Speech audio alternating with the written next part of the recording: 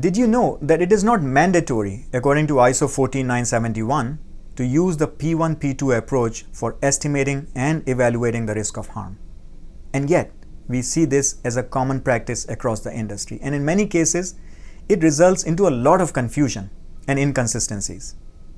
Friends, hello, I'm Naveen Agarwal, and I want to invite you to view this recording of our recent interactive Q&A session on this topic. We had a lot of good discussion, challenges, best practices. In fact, one of our industry colleagues shared their process of using this approach very efficiently and effectively. So the approach is not wrong. It's not mandated, and many people are under the impression that it is a mandatory requirement, and as a result, they try to force fit it to their process where they don't have enough data or enough expertise to be able to link everything together and be able to do it well. So we talked about those challenges, we shared best practices, and we do this every month on these topics related to the medical device risk management. So if you are new to this type of discussions, I invite you to join us next month. We meet every month. But you can also join our free knowledge sharing forum where you can continue the conversation on an ongoing basis. We have a lot of different discussion posts going on and a lot of good conversation going on. So I invite you to take a look. I look forward to hearing from you and seeing you in one of our future sessions.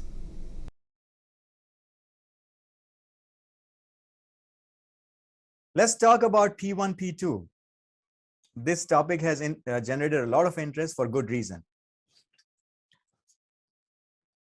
And I did a LinkedIn poll earlier this month, which was many people participated and gave their opinion and comments. More than 5,000 views, more than 50 comments, very, very good discussion. It is not a scientific poll by any means, but it gives us a sense of what our industry colleagues are thinking about and what is their perspective. So more than half said it's a 14971 requirement. Many, a third, nearly less than a third, don't use P1, P2 approach. I would love to know what are the alternate approaches we are using. Always done it this way. That's a legitimate reason. It's in our procedure. We have to follow it. A few said auditor expectations. So that might be interesting to hear about. But let's look at a few comments. It completely depends. For a device, it makes a ton of sense, while for others, it's useless overhead. I think P1, P2 mostly works well if you have solid numbers that you can use as well as a rather complex system. Someone shared that advice. I find that estimates, or should I say guesstimates, of P1, P2 often come out of thin air, in which case they are meaningless. This can be an area of struggle for many, but I think it's useful, especially for post-market surveillance purposes. The P1 value can be used for alignment with your complaint rate per trending analysis. People are sharing a lot of good perspective on this. Having a segregated P1, P2 approach provides a slightly closer representation of risk, provided P2 values are made available by medical affairs clinicians. So someone is pointing out correctly, hey, let's talk to our colleagues in medical safety and clinical affairs. It's an interesting topic and sometimes beneficial to separate due to slightly different but overlapping, of course, stakeholders in the discussion. Engineering teams knowledgeable about the failure modes of the product have more weight in the P1 discussion, while safety medical teams have more weight in P2. So they are sharing their opinion.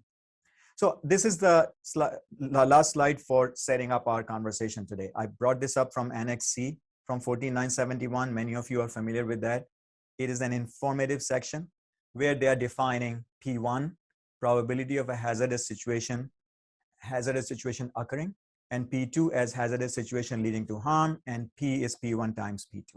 They are showing us how they are looking at P1 and P2. And this is just to set the stage. Some of you may not be familiar if you're not using P1, P2. What is this all about? But many of you might be. So this is what Annex C is telling us. It is also telling us something important. The probability of occurrence of harm can be expressed as a combination of separate probabilities, P1, P2, or as a single probability, P. The highlight is mine here.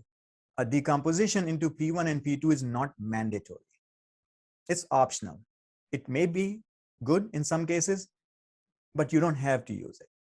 So I'm going to actually stop sharing and open the floor with a perspective of a couple of questions that I would like us to focus on. First of all, just share briefly, if you are using this approach, what is working well for you, what is not. If you're not using it, what's an alternate approach that you might be using it that is working well for you? And again, let me emphasize again, it's not compliance or non-compliance discussion. This discussion is all about your personal experience applying these requirements in your system. What are the challenges? What are the pros and cons? And let's share that. So I will stop here and open the floor for discussion. Anybody who wants to start, welcome. All right, Brian, you raise your hand.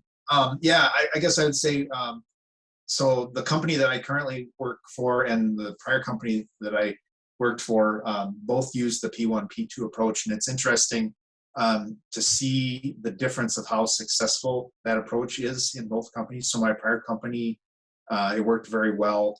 Everybody understood what P1 and P2 meant. We had a very, rigorous approach for how to do P1s and P2s. We had, all sorts of engineering input on the P1s. We had, data to support, the likelihood of things happening there from post-market. And we had, very robust clinical input into the P2s. But fast forward to the company I'm currently working at, it's sort of a totally different scenario. We use P1s and P2s, but there's a lot of confusion around where the boundary is.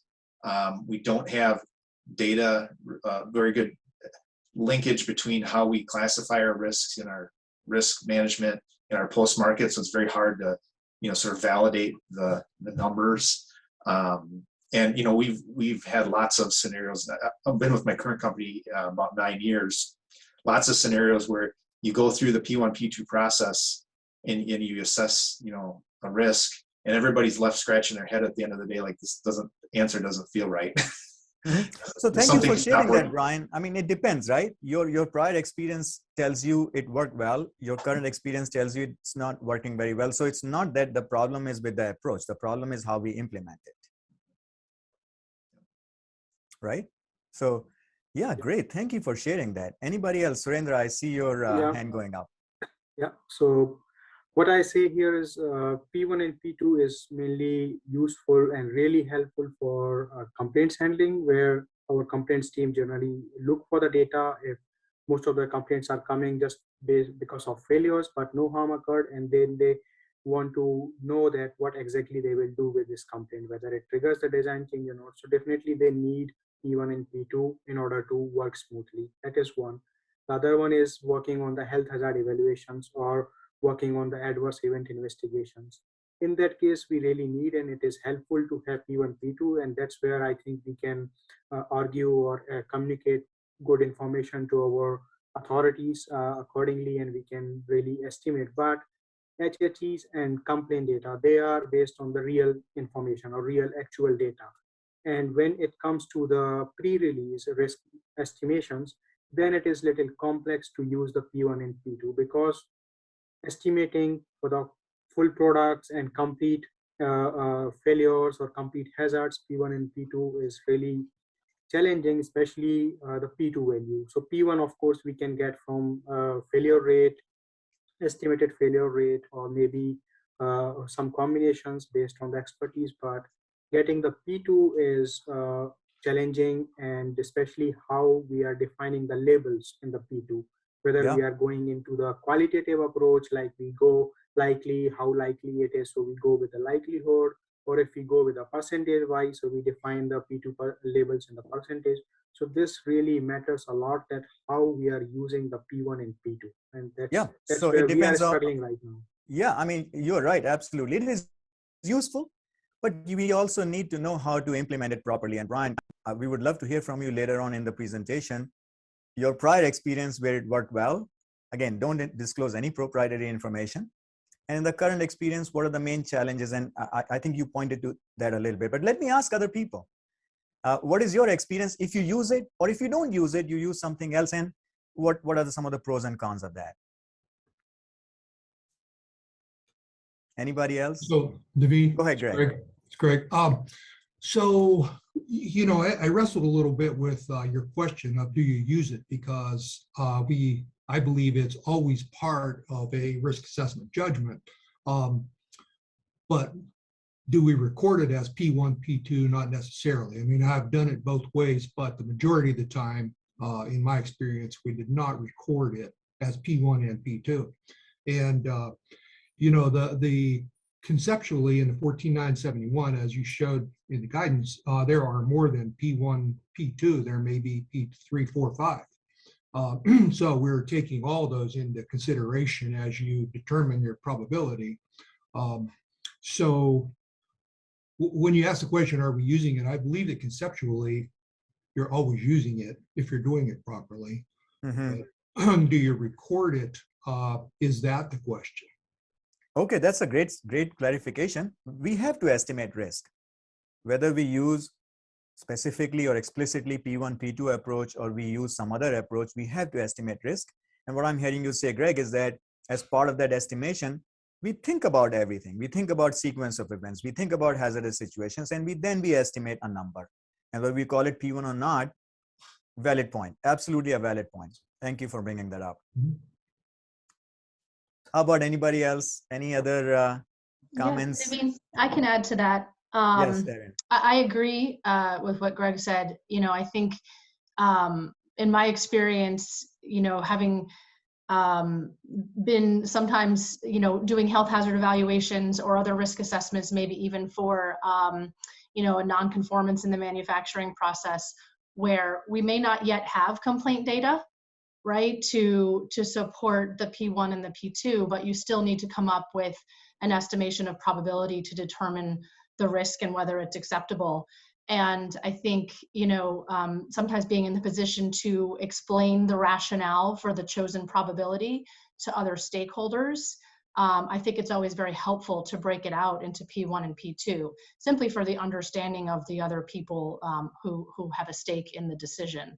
I've always found that, you know, kind of explaining it in that way, and the different factors that go into P1 and then P2, and how you arrive at your ultimate probability is helpful. Mm-hmm.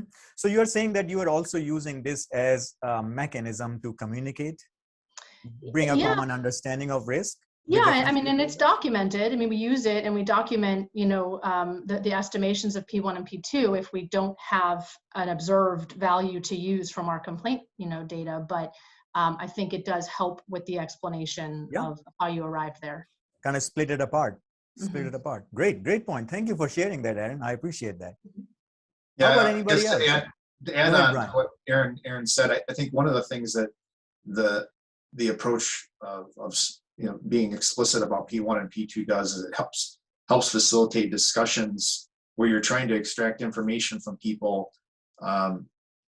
in a way that allows them to have a discussion about what their expertise is, right? So like back to like the engineering discussion, they know a lot about the failure modes and the failure rates and the data, but they might not know much at all about the clinical impact, right? So you can have, if you're talking like in a P1, you can have a sort of a bounded discussion with them that they can understand from beginning to end. And similarly on the back end, say if you're talking with a clinical person, they might not know anything about how the product actually fails or gets to that point, but they know what will happen once it gets there.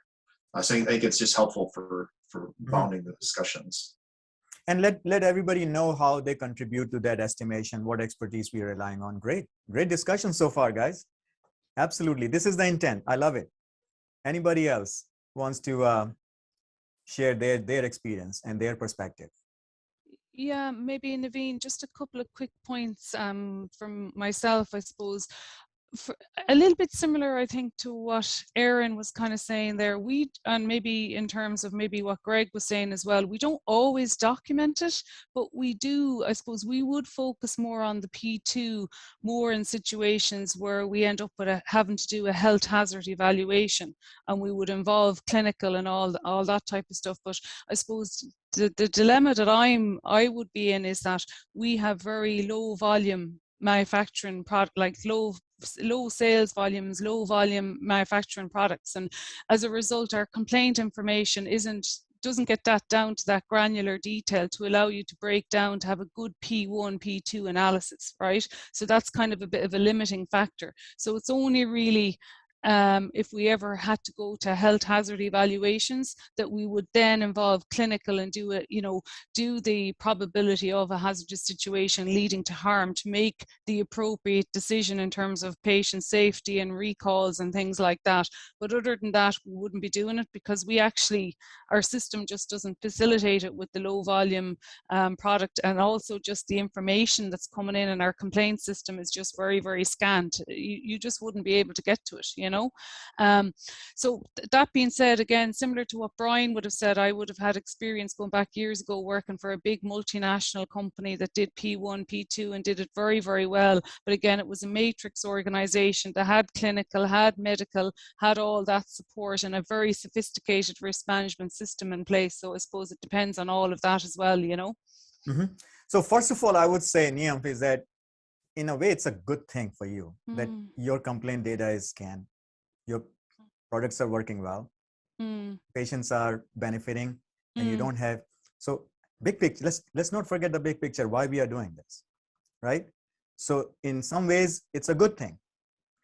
That's exactly why your approach of adapting to your business environment and using the data for what it is, the amount of data, the type of data, the accuracy of data, and adapting your approach to be still able to do risk estimation and HHE evaluations where you have to project. So there's nothing wrong with that. So it's a good thing that you are not forcing.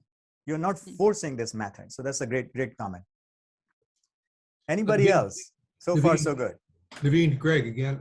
So I'd like to follow up my other statement, actually. When I said we don't record P1, P2, in my practice, we actually did a justification of probability and severity. So therefore, we are written and recorded in the risk assessment file. So as you chose a probability value, you also had some text that justified how you got to that, along with the foreseeable sequence of events. So, it means you do, document how you got to that probability. I just didn't, we didn't necessarily define it as a P1 and P2, P3.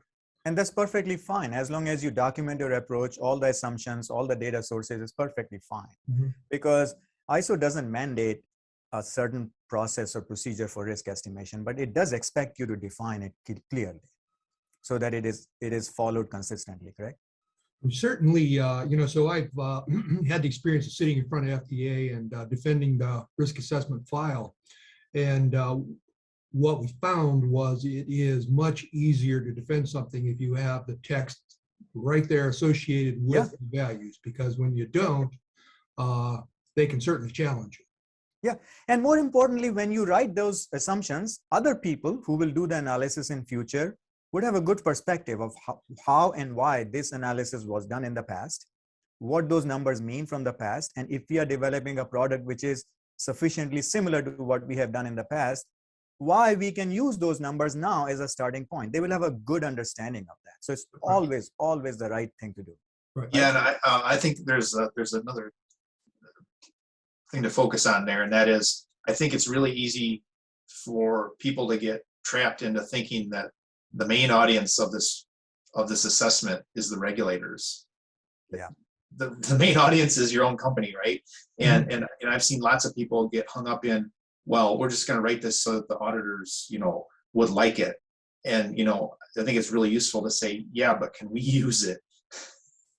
And can we use it consistently so we don't make mistakes in the future that become more difficult to defend in an inspection or audit, right? How many times, I know many of you have represented your teams in audits and you are struggling to figure out in the back room, asking SMEs, hey, what does this mean? What do I say about that? And now you're in a stressful environment, having to come up with a story, right? You can avoid all that if you create good practices. That's the whole intent. Absolutely. Anybody else wants to share something? Yeah, I'm looking to have more discussion on how we use the P1, P2. So of course it's optional and it has its benefit, and it also has sometimes disadvantage as well. But how, if for example, if we are using it, then how do we use it? So P1 is pretty easy compared to P2. You can use the quantitative approach. You will have number, or at least the estimations you can justify well on the P2, but how do we use the P2 value? So whether it's on the quantitative, and then how we come up with the P1 cross P2. So whether it's a matrix approach we follow, or it's directly the multiplication of P1, P2, so probably that kind of discussion I'm looking to Okay. have. I'm looking to hear more about Yep. from the. That's a great segue. And in fact, I'm gonna share with you guys why our knowledge sharing forum is so powerful. Because just yesterday, our colleague Ronak here, he's in the QA right now, posted something which was so insightful to me that I requested Ronak if you would be willing to share that with everybody. So I'm actually gonna share on my screen what Ronak shared with us and give him the floor to describe to you their approach. Now, their approach, it is their approach. It's not meant to say this is right or wrong. It's meant to say what they're doing, how it has worked for them, and maybe we all can learn something from it. That's the intent. So I'm going to share my screen again. And Ronak, I appreciate you stepping up and willing to share your process. So Surendra, I don't think this answers your question initially, but I will speak to that in a minute after just giving you guys a quick overview of what we do. Can you guys see my screen now? Yeah. All right, Ronak, go for it. So at my company, the way we estimate risk is twofold. One, we focus more on the system level risk, the clinical side of things. And that speaks directly to how our product performs in the clinical setting, the stage, and it is very reactive to the clinical data. So as you can imagine, your complaints data, your post-market data. That risk assessment takes place in a hazard analysis document, and that's on your right side of the screen, where you see your typical elements of your 14971 not mandatory requirements, but the P1, P2, P, where you estimate your severity and correlate that to create a residual risk. On the left side, you see a classic DP and UFMEA. We don't make medical devices with software, but otherwise we would have a software FMEA as well. Out here, what we do is we estimate failure rates. And the reason we do this is we want to know how likely our specific design requirement, process requirement, or use requirement is going to fail. As you can imagine, if a design fails, or if we are unable to meet a process requirement, that's going to show up on the clinical setting side of things and result into a hazardous situation and harm. So the way we have modeled this system is we do a impact assessment, a potential impact assessment on the design process and use side of things by estimating failure rates and bringing in patient severity back from the HA into the FMEAs. And you can see your classical colors, the green, yellow, and red, which gives us a understanding of what is the potential impact, keyword being potential, of that specific feature failing. Real world has taught us that it's never one aspect of a design that fails, which results into a hazardous situation and harm, right? So there's never a one-to-one linkage. In the real world, a series of things may have happened from a failure side of things that results into the hazardous situation and harm.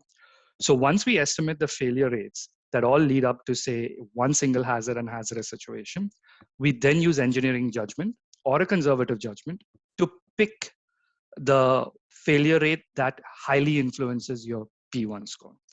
And the last thing I'll add to this is, by separating the two, what we have done is we've created a engineering-centric assessment on the left, where you talk about your risk controls, your design, process, use. We influence our sample size testing based on our estimations of impact in each of these design, process, and use features, right? Because these are three different testing that you need to perform on each aspect of design, process, and use.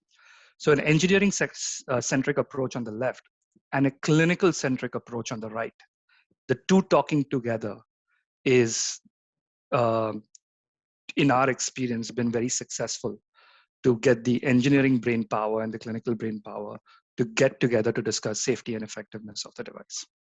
I can stop here and take questions. That is awesome. That is awesome. And I will just say a couple of things about that, Ronak. what you have done really is what some of the folks were mentioning is given the expertise a kind of lane to play and clear structure around that. So they don't have to extrapolate. They don't have to hypothesize. They don't have to guess. They focus on what I would call, in my terminology, P sub FM, probability of occurrence of a failure mode, not P sub 1, which is probability of occurrence of a hazardous situation. So they can focus on P sub FM, but you have given them a roadmap of how to assess their failure risk in the context of the potential effect of that through hazard analysis. So I just wanted to emphasize that for the rest of the team here. This is separation, but linkage with each other. Okay, go ahead, please. Anybody who has questions, comments, any other perspective to share on this with Ronak. So thank you.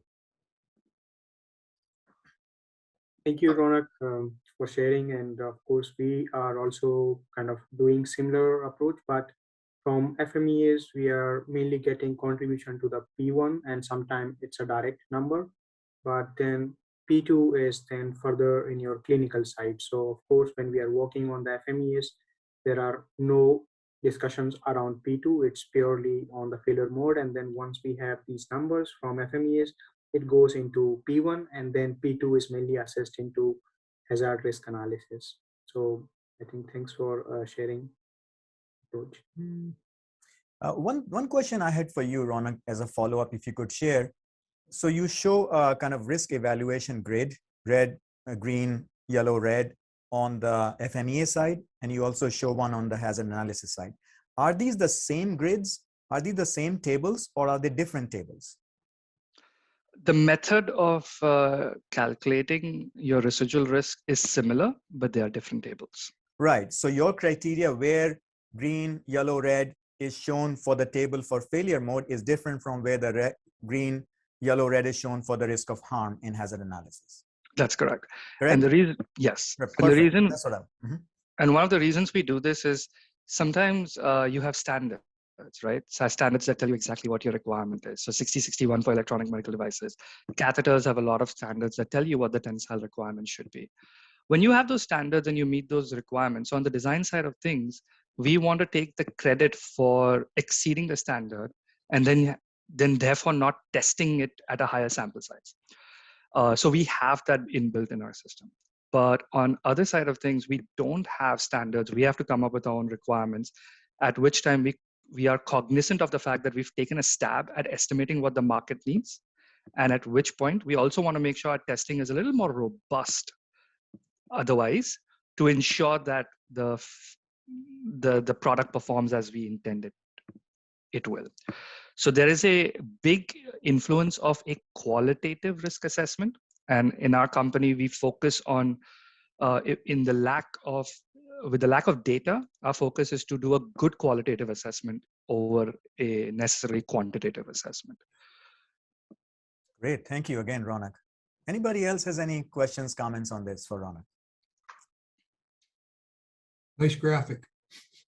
Yeah, I was going to say that really the way it's visually represented makes it very clear. It's a good, especially for teaching people how it works.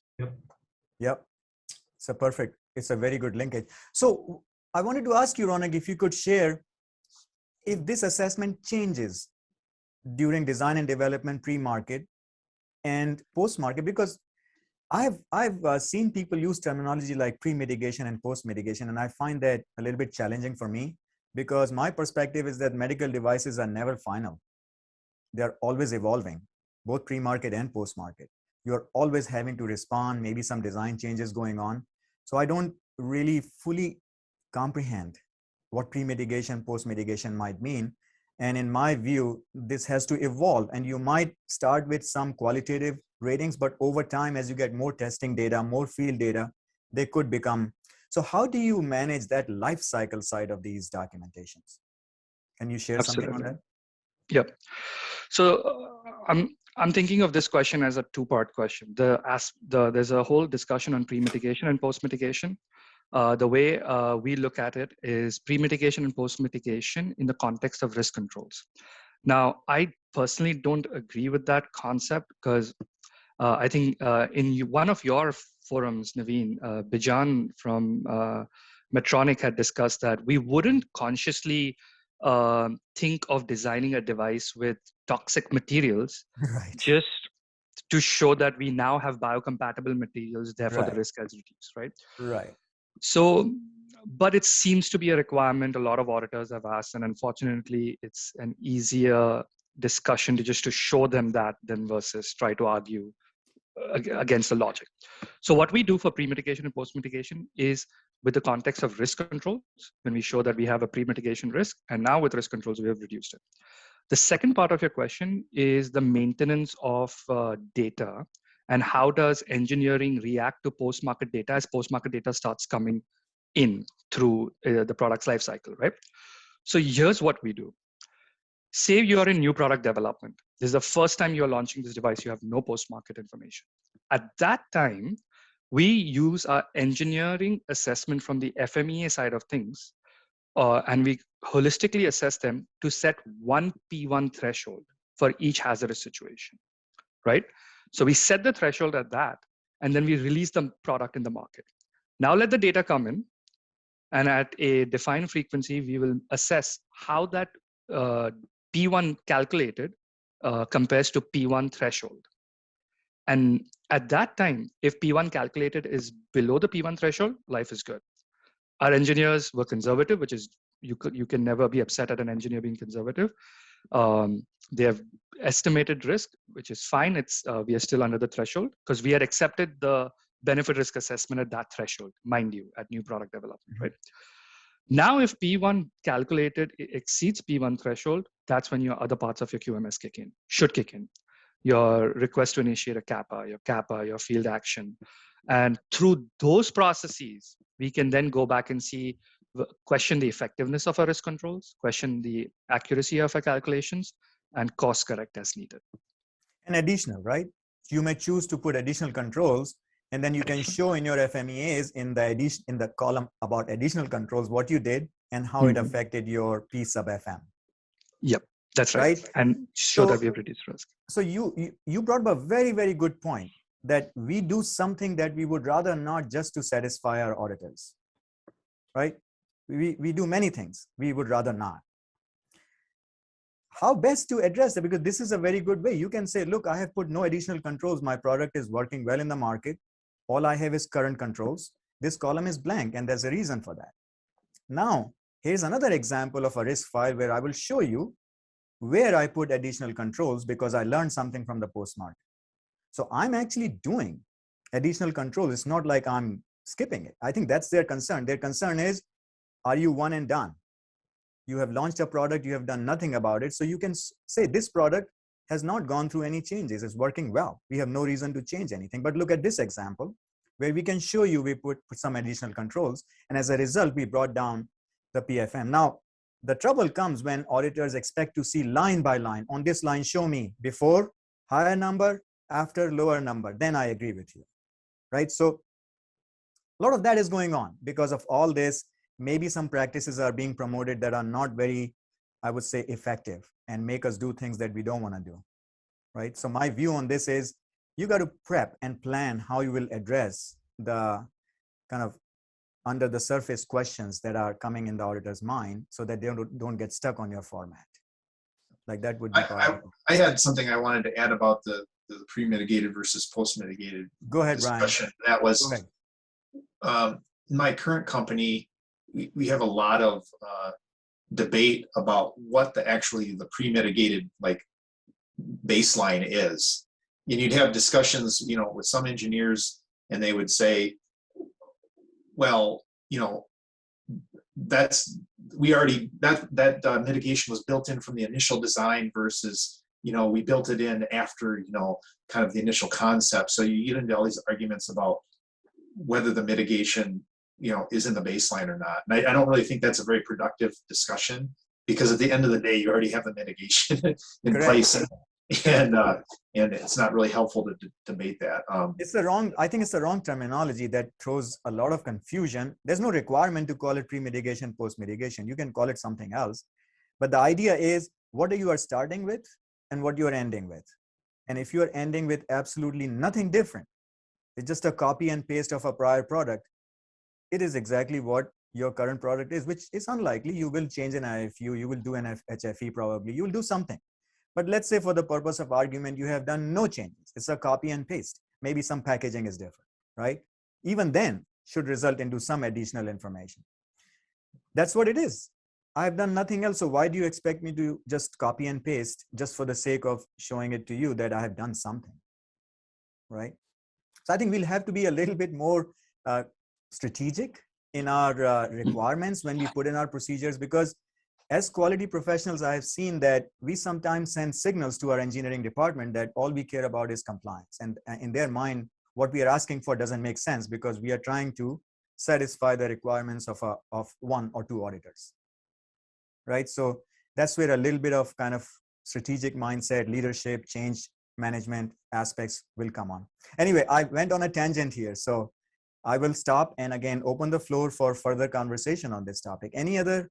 Thank you, Ronak, again. I appreciate it. One topic again related to the probability, especially the P1. So generally when we go pre-mitigation versus post-mitigation, and sometime or most of the time we try to reduce the P1 values. For example, my P2 is in terms of maybe ppm, my P2 is pre-mitigation is 100 ppm, and then I'm trying to claim that my ppm after mitigation will be 10 ppm. So basically I have reduced the label in terms of the ppm. That is the claim we are making in the risk management file, but how to prove the claim? We generally perform the design verification. Yes, we have implemented the design and we have verified. Design verification is generally performed based on the confidence and reliability intervals. Mm-hmm. And we try to say that, yes, my design is 95% confidence and then 95% reliability. But how to correlate these numbers and how to say that by performing this much of testing, I'm able to claim my reduction in the probability. So that is again maybe one question I have. If so let me take a shot at it, and then maybe Ronak, you could add into with some more specific examples, because I'm going to lean on the graphic that you showed, and I can bring that up on the screen again when you give your more details. Ronak, you mentioned that you have created some kind of a model that relates different failure modes to one P1 threshold for each hazard harm combination through hazardous situation. That's what I understand from your model. Now, you'll have to decide, Surendra, how that model is working for you, because what you are doing through design verification is estimating the new occurrence of different failure modes. You are not doing nothing to P1, right? But the model that Ronak showed in terms of his graphic, and I'll pull that up in just a moment, should allow you to link what you have done with respect to your estimated change. Keyword is estimated change in P1. You will never be sure unless you carefully monitor through post-market, and even then you may not get the information. So that model is very important. So I think, Ronak, if you could just maybe say a few more things about that, that would be probably more insightful than this. So I wanted to set the stage for you here. Let's take a look at it again. You guys can see the screen? Yes. Okay, go ahead. So Surendra, if I understood your question correctly, I think to show that reduction, you have the verification of effectiveness requirement, right? You have to use your testing as a proof that your risk controls are effective, and testing inherently gives you data. I don't think it's necessary to translate mathematically that data into a pinpointed value of risk. Because even if you say, for example, if you base your risk assessments based on complaint data, right? That's only things that you hear. Your device may have failed more frequently, and they just may not have issued a complaint against it, right? So ultimately, it's just an estimate. And what we do is we look across our testing data as design, process, and use for a similar requirement, right? Because ultimately, process is trying to meet what the designs guy said that we need to build. And use and design go hand in hand in terms of, I'm designing this with a handle so you can hold that handle and insert the device in a very simplified example. We aggregate, again, it's not an algebraic formula, but we use the testing data across the board to predict what that P1 value is going to be. And ultimately, that is a semi-quantitative prediction for us too. It's not a 1.5 times 10 to the negative 5 rate of occurrence or something like that.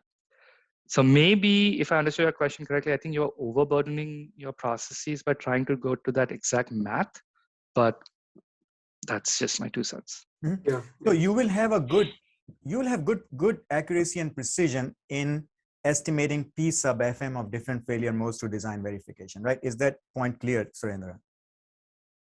Failure modes, because you can test them.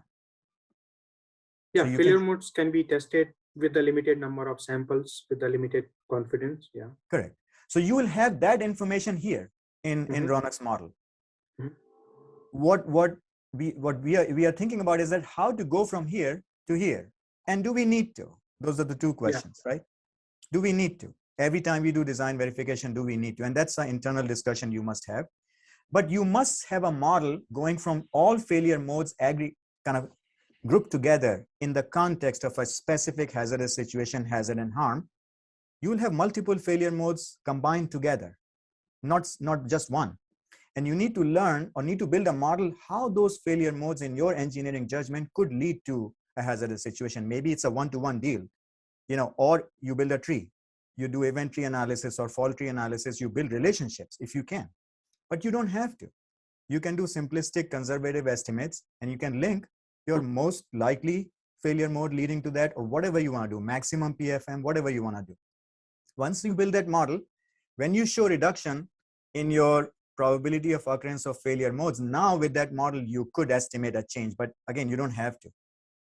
So that's the work that needs to, I think most of the work we have not done is at this interface of this model, which is why I think Ronak's illustration is so powerful. We do a lot of work here, work here, but we don't have this linkage. And as a result, we struggle. Yeah, I was actually just going to ask a question about that, because this is an area that my company struggles in, and it's sort of a compounding of the, we're a very low volume manufacturer, like I think somebody else said a little bit ago. So sample size is a really challenge for us during verification and validation. Each device we make costs about $1 million to make. So, we're not making like 30 of them for verification and validation. Yeah. So, getting good statistical data on failure rates is very difficult for us. And then combine that with, we don't have like one-to-one mappings between failure modes and hazards. So when we have events happen in the field and we're assessing, the risk of those, one of the traps I see us falling into that's very difficult for us to figure out how to get out of is, how do I assess the probability of the whole hazard when there's potentially 10 different failure modes that are contributing to it, and I'm assessing one of those failure modes, because we don't have like a breakdown. Like we don't say like, X% of this probability is associated with this failure mode and X% is with that failure mode. What we end up doing usually is just looking at one failure mode, and as long as that one failure mode has a probability that's less than the probability of the whole hazard, then we usually end up saying it's okay. But that makes me very nervous, because you've got all these other factors that contribute to the same hazard. Yeah. So what I will say, Brian, is that I think it's okay for you to recognize the level of uncertainty in your calculations and decision making. It's okay, because we can't be perfect. But if we know what is the level of uncertainty, we can take action to improve that over time. So we get into this situation, we have to either show we pass or we fail. We seem to be living in a binary world from an audit point of view. Either you comply, you don't comply. But things in the real world is not that straightforward.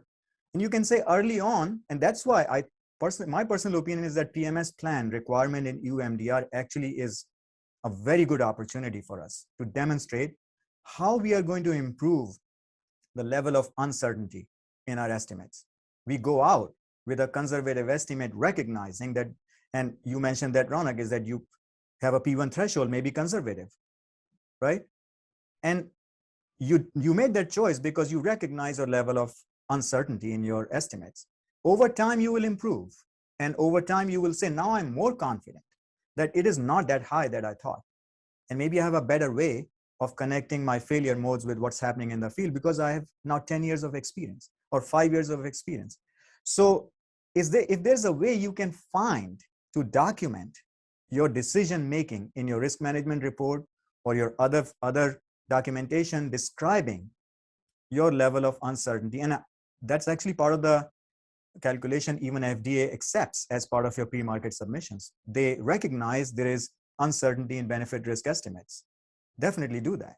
So if you could find some semi-quantitative way, some kind of a grid you can make, low, medium, high level of certainty, whatever you do, just say, this is my number, but this is my level of confidence. And here's what I'm going to do to improve my level of confidence over time. I think that's like a great proactive approach. That would be a good way. What else, guys? A lot of good discussion. I know a lot of people on the call here. Please don't be shy.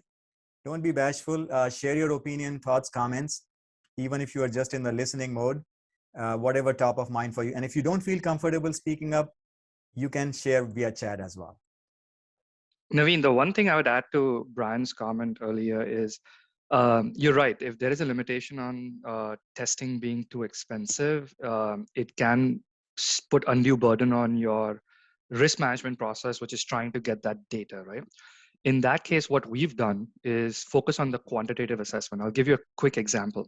Say you're trying to estimate a process failure rate, right, for a specific process requirement.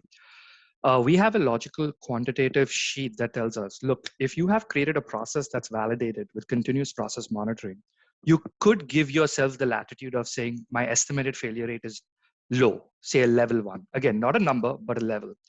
And say if you don't have validated process and you now go down to objective inspections with a verified test method, that's level 2. Subjective inspections with a verified test method, that's level 3. Random inspections is level 4, and so on and so forth. So we've charted that out for all our design process and use FMEAs with all the experts from these fields. And that is a holy grail for us for initial estimates, even while we are waiting for the data to come, or in some cases, there's never data available. That's awesome. Very, very good perspective. Very good perspective. Thank you for sharing that. What else, guys? We still have 5 more minutes. Any closing thoughts, comments, questions from you?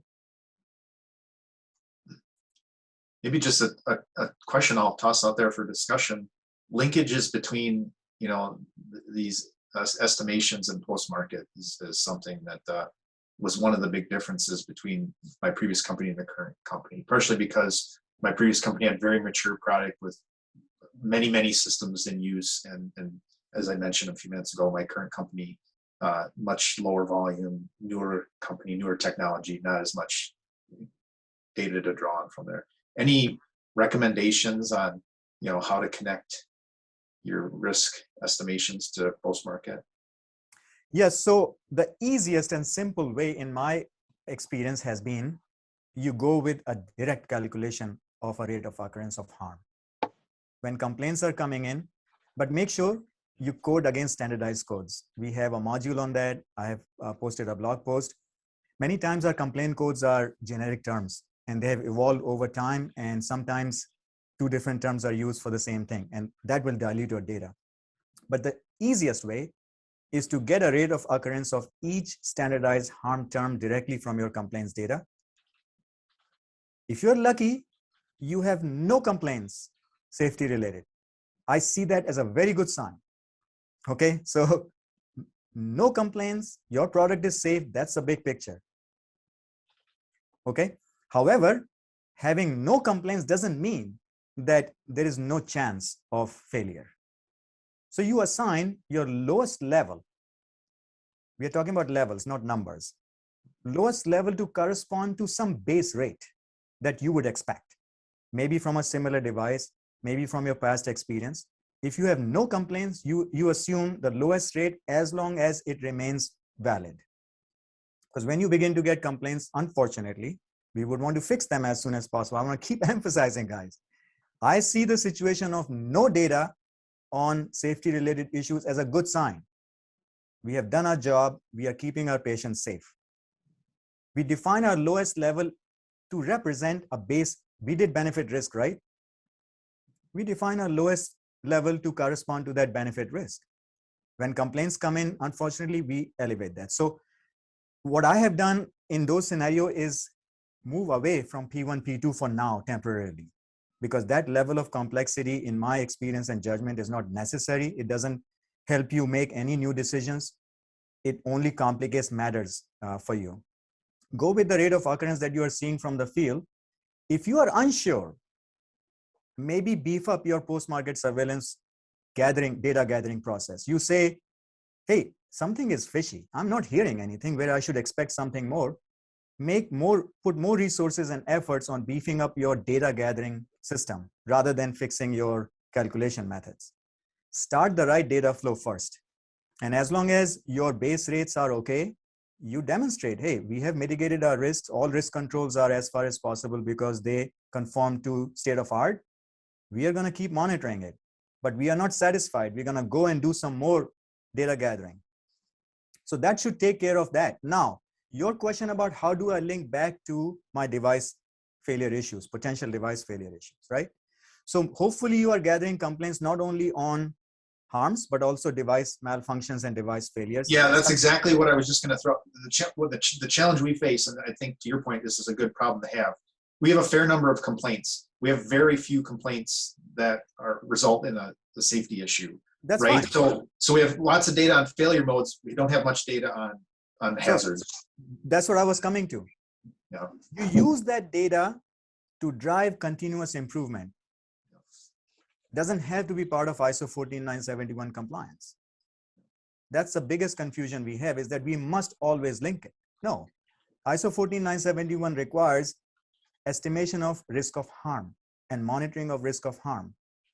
You can do Pareto charting, you can do trend analysis of failure codes, and you can ask your engineers to continually improve that. We are not satisfied with our failure rate acceptance. Nobody will fault you for that. But it can be done as a continuous improvement project. That's the way I would look at the problem statement, and not try to force fit a link. So every time complaints come in your PMS process, you are trying to force fit each rate of harm with a rate of device failure when you don't have this relationship. Yeah, I mean, I think basically where we're headed is, we would just classify a lot of our complaints as non-hazardous, right? I would not necessarily say that. You don't know. You just don't have enough information. They could be potentially hazardous, but you don't have data to show one way or another. Okay. So what you could say, hey, we want to be the best in the world, and we want to mitigate our failure rates even further than what we have done so far, and that's a continuous improvement project. Go through your trending monitoring and kick off a continuous improvement project. You don't have to show as part of your ISO 14971. I don't think so. If anybody has different opinion, please bring that up. Right? You can do continuous improvement and keep on updating your controls. Don't forget that, right? Take credit for it. Okay, guys, we are at 11 o'clock. So a great discussion as always. Always, I appreciate the engagement. We will have a recording available, and I would like to invite you to join the knowledge sharing forum. We have over 100 members there. Great conversations going on, and I hope to see more of that, because we don't have to meet just once a month. We can talk to each other through that forum, and it's a moderated closed forum, and I manage all of that. So be assured that you're not going to have any messes around that. So I hope to see you there. You'll get a follow-up email to join. It's free to join. And apart from that, I just want to say thank you again and wish you guys a good weekend ahead.